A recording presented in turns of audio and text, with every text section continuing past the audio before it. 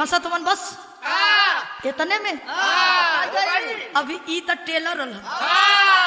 पूरी film बाकी है। Film तो अभी बाकी है। ना सिंगार ना पतार ला कोतारू जान मार मैडम ताहर गजरा कटहर देती मोइनी बीमार मैं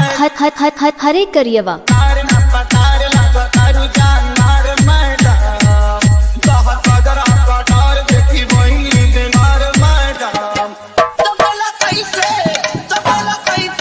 डूबा भई बुखरा पूजा भइल मैडम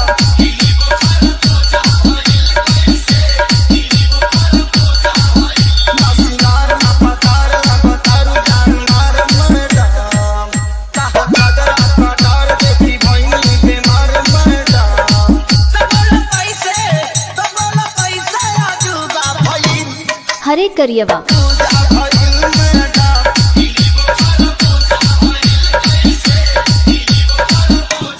रिंकू भैया एक गजल का लाइन लगल, अरे जरा ध्यान से सुनिएगा।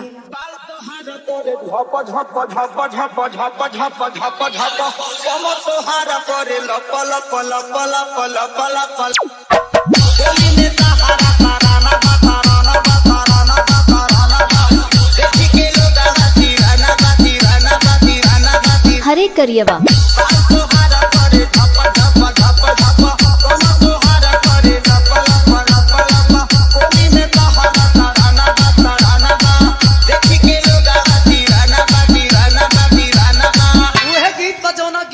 आप लोग सुननी कैसे बा बहादुर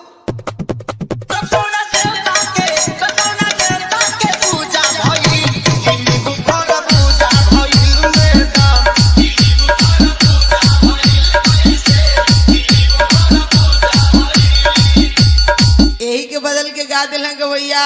बास चला मास्टर तो डोला तारे तेजी से तीर हमर गोला तारे हरा नूरानी बानू रानी बा चढ़ल सोनावा के पानी बा चले लुराह में तो डोला तारे तेजी से दिल हमर गोला तारे हंसत के हरा नूरानी बा चढ़ल सोनावा के पानी बा एकदम मचमचात जवानी।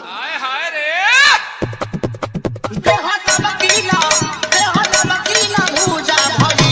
दिली बुखरा भूजा भइल मेरा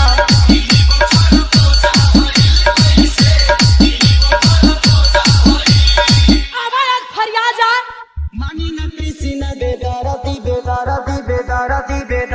हो आजू लगाई दी हरदी हो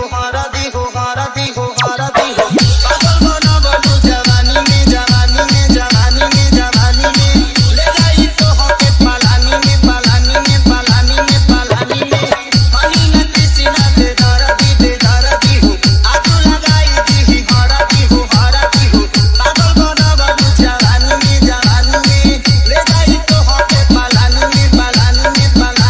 तो जितना हम नकली रही उसे भी वजन पड़ गया यार।